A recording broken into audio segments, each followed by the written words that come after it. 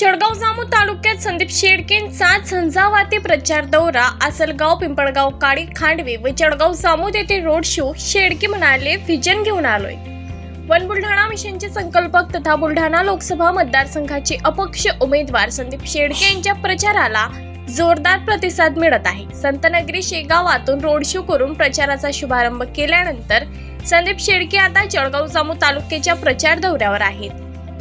12 एप्रिलला चळगाव जामोद तालुक्यातील आसलगाव, पिंपळगाव, काडी, खांडवे व चळगाव जामोद येथे संदीप शेळके यांच्या रोड शोला दमदार प्रतिसाद मिळाला. मी तुमच्याकडे व्हिजन घेऊन आलोय, त्यामुळे परिवर्तनाचे भागीदार व्हा, असे आवाहन यावेळी संदीप शेळके यांनी केले. संदीप शेळके अपक्ष निवडणुकीच्या रिंगणात उतरले आहेत. कुठलाही पक्ष नसताना, कुठलाही राजकीय गॉडफादर नसताना संदीप शेळके यांनी प्रचार यंत्रणा जबरदस्त आहे. 6 विधानसभा क्षेत्रात त्यांच्या प्रचार कार्यालयाचे उद्घाटन झाले आहे. बुलढाणा शहरातील वन बुलढाणा मिशनच्या वॉर रूम मधून शेळके यांच्या प्रचाराचे सूक्ष्म नियोजन होत आहे. मी व्हिजन घेऊन आलोय, बाकीचे आरोप प्रत्यारोप करतील. हल्ली सामान्य मतदारांचा राजकारणावरचा विश्वास उडत चाललाय. राजकीय पक्ष एकमेकांची लक्तरे ओढण्यात व्यस्त आहे. सकाळी का पक्षात असलेला पुढारी संध्याकाळी कोणत्या पक्षात जाईल याचा नेम नाही.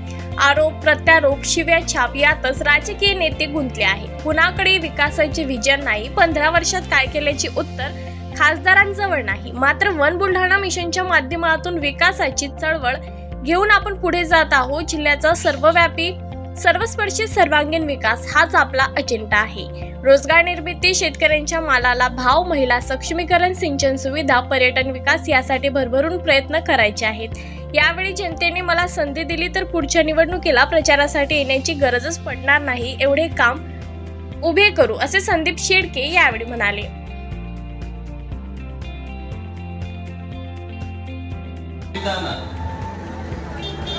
आज जळगाव नगरीमध्ये मी आपल्याशी संवाद साधण्यासाठी आलेलो आहे.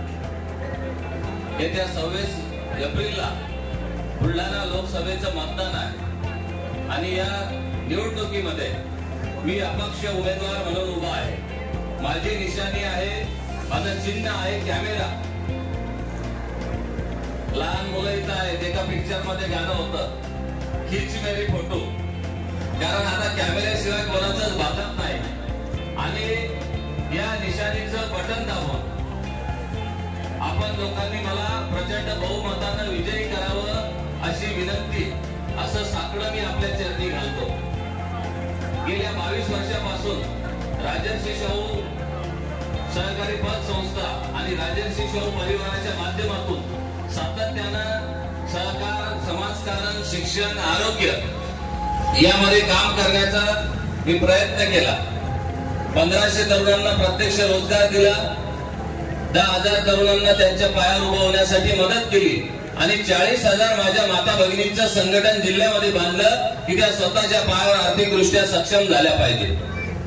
हे करत असताना एक जाणवलं की जिल्ह्यामध्ये रोजगार नाही, विकास नाही, माझ्या तरुण भावांना रोजगाराच्या संधी उपलब्ध होत नाही. त्यामुळे राजकारणात येण्याचा निर्णय घेतला.